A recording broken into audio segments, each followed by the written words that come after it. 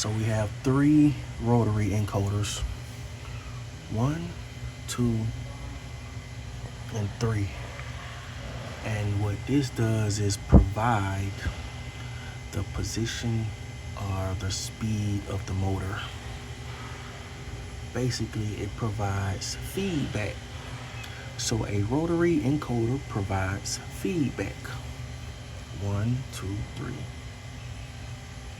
And it can determine from the feedback, do we need to slow this down or change the position? Yeah, pretty simple.